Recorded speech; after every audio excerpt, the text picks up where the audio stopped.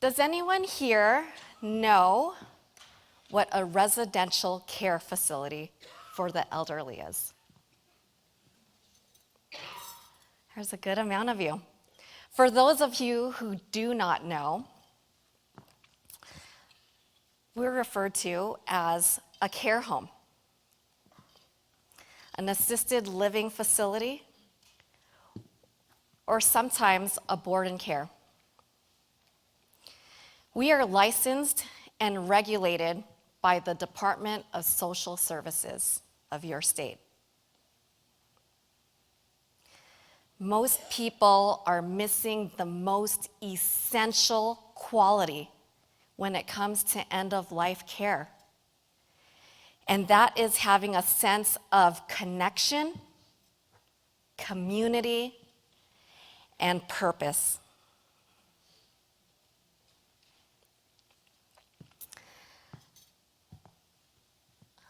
My passion in life is to revolutionize the industry of end-of-life care.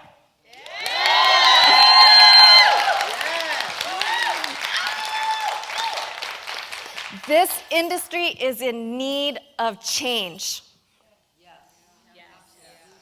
And today, I want to inspire you to understand the value of connection when you are at that age.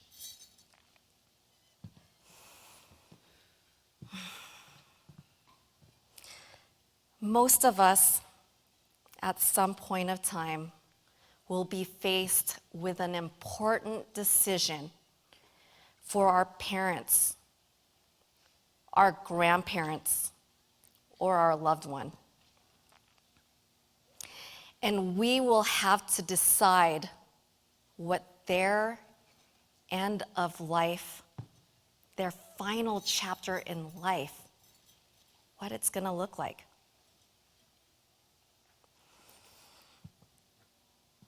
Although I wasn't the decision maker in my family, I felt the pain and the burden that my parents felt when they had to make a decision of where my grandmother would spend her end of life.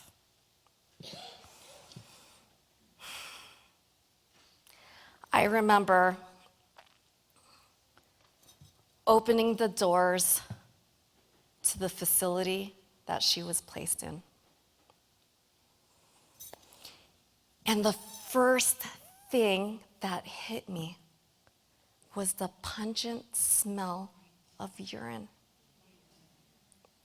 masked with another really strong smell of bleach. I remember walking down, continuing into the halls, and I saw residents sitting outside of their rooms in their wheelchairs, slumped over, waiting to be served or noticed.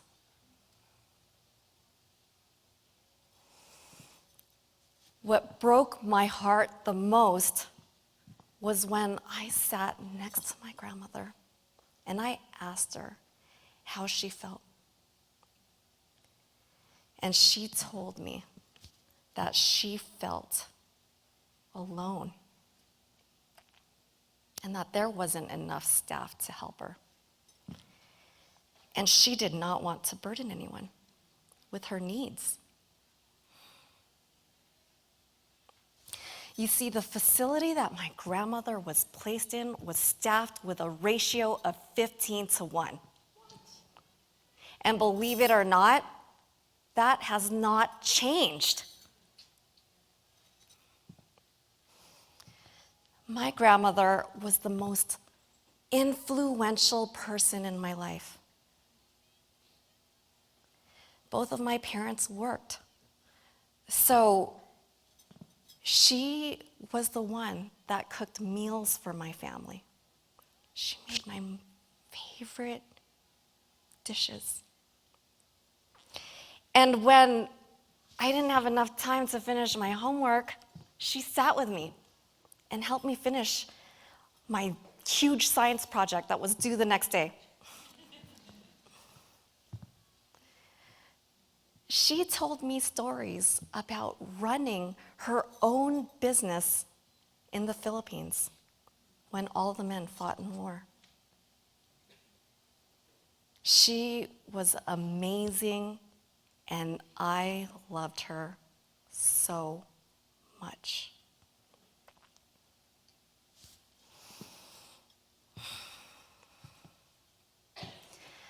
I've been in this industry for 13 years now, and I've met so many families placed in the same position. My parents did everything that we could possible to keep her at home. You know, what became very difficult was that, the doctors told us, she's getting weaker. She's getting senile. And so what did we do? We wouldn't allow her to clean, because if she fell, that would be difficult. And we didn't allow her to cook, because there's a potential that she can leave something on the burner and hurt herself or others. So we took away everything that she felt purposeful for. And so she got more and more weak.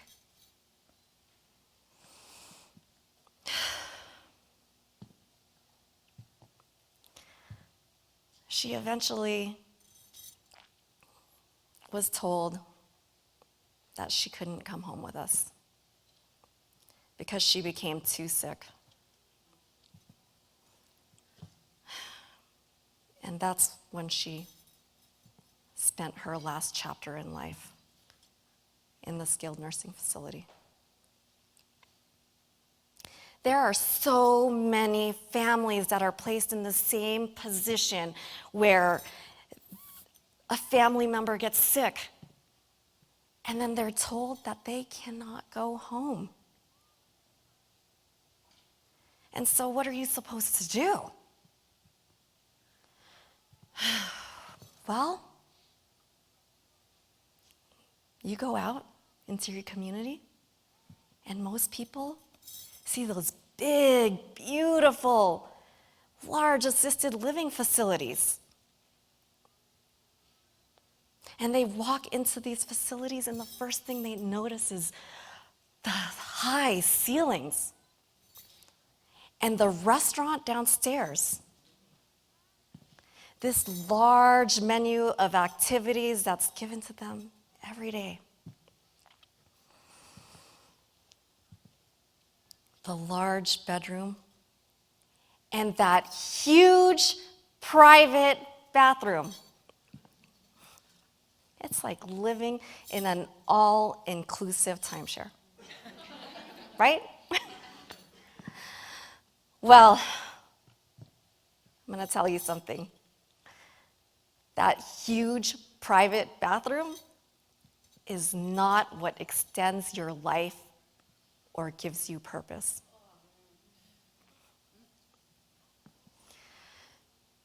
Not all care homes are created equal.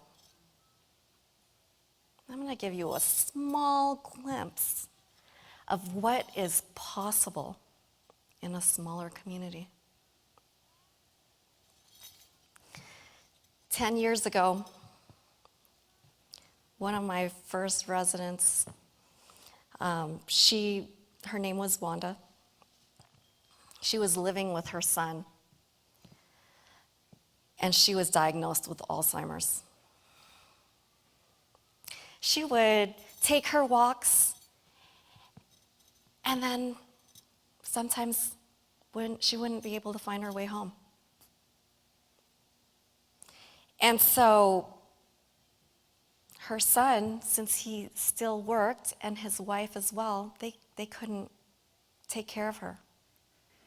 So they eventually found my facility.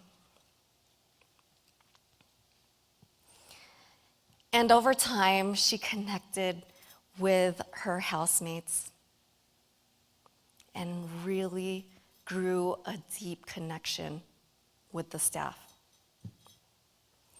And we were sitting around the dinner table, and she reached out to one of the members in our community who was towards the end stages of Alzheimer's, and she wasn't able to verbalize her needs.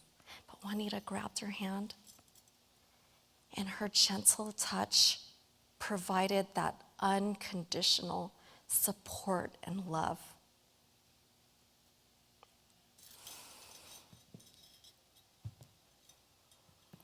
Wanda lived in my facility for about 10 years. Her health just recently started to decline, just this year. And in January, my staff and I had this discussion, and we were talking, and we were thinking, we should really reach out to the family and see what their wishes are. Well, we spoke to the son, and we called all of the siblings, and they came over. And I asked them, I said, what are your wishes if you are not around?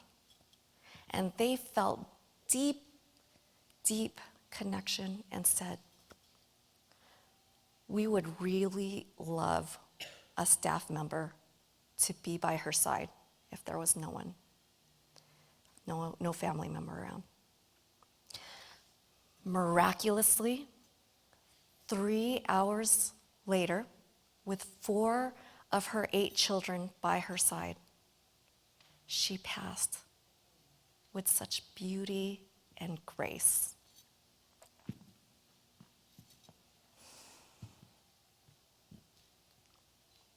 You'd be surprised that a facility like mine is staffed with a 2-to-1 ratio. As opposed to that 15-to-1 ratio at the same price point.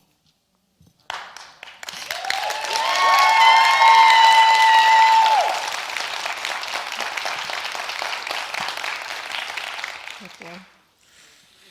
Help me revolutionize this industry of end of life by remembering that the value is placed on the staff and having a smaller community to connect with. This is the legacy that I want to leave. A legacy that reflects a life well lived.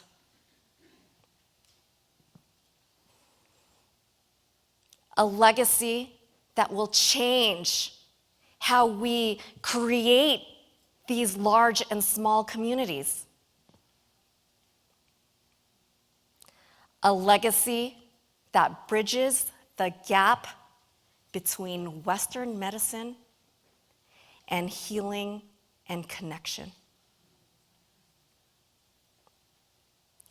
Let's fill that last chapter of life with love and compassion.